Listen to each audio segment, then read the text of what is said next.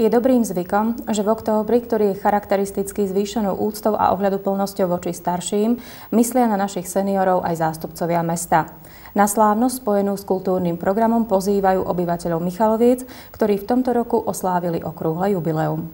V programe pre seniorov vystúpila aj spevácka skupina Vánok. V zákulisí sme vyspovedali jednu z jej členiek, ktorá bola zároveň aj okrúhlou jubilantkou. Je to dobré, že si spomenú aj na ľudí, ktorí už majú vyšší vek a vlastne už odovzdali všetko, čo mohli tejto spoločnosti. A keďže aj ďalej treba žiť a dožiť ten život, takže nám to dobre padne, keď si občas aj tí mladší na nás spomenú a takouto drobnosťou, možno povedať, si nás úctia. Seniorský vek so sebou zákonite prináša aj obdobie hodnotenia a rekapitulácie. Aj nad týmto sa zamyslela naša respondentka. Tak sa hovorí, že starší ľudia hovoria, že no keby som mal 18 rokov, ale rozum taký ako dnes. Hej? Takže možno by sme ten náš život celkom ináč prežívali a možno mnoho vecí, ktoré sme urobili, by sme chceli urobiť ináč. No ale keďže sa to už nedá, tak ja myslím, že sme ten život žili tak, ako sme mohli a či už v minulom režime, ako hovoríme, alebo v terajšom, tak je treba žiť tak, aby sme sa za seba a za svoje činy nehanbili. Seniorský vek prináša so sebou aj veľa voľného času. Po 10 ročiach pravidelných rodinných i pracovných povinností majú starší ľudia zrazu čas na zvyš pre seba. Ako ho využíva pani Magdaléna? Ja som sa prisťahovala do Michaloviec,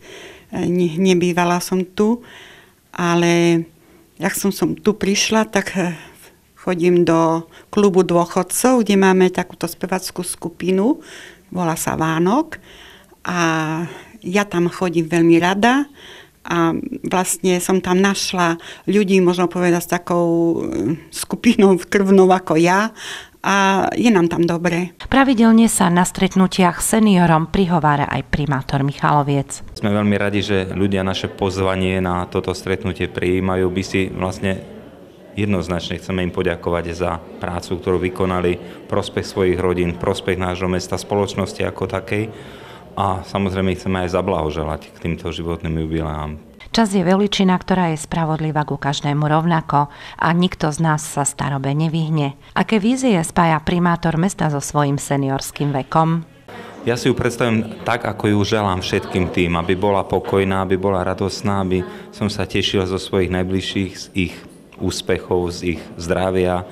A popri tom samozrejme, keďže som Michalovčan, trošku možno k tomu mestu musí mať aj iný vzťah ako mnohí iní, aby mesto rozkvitalo, aby sme sa mali možnosť prechádzať po pekných uliciach, aby tu bolo čisto a popri tom samozrejme tešiť sa zo svojej rodiny. Stretnutie so seniormi mesta prebiehalo v 3 etapách. Počas nich sa na stretnutí zúčastnilo a kvet spolu s darčekom si prevzalo viac ako 350 dôchodcov.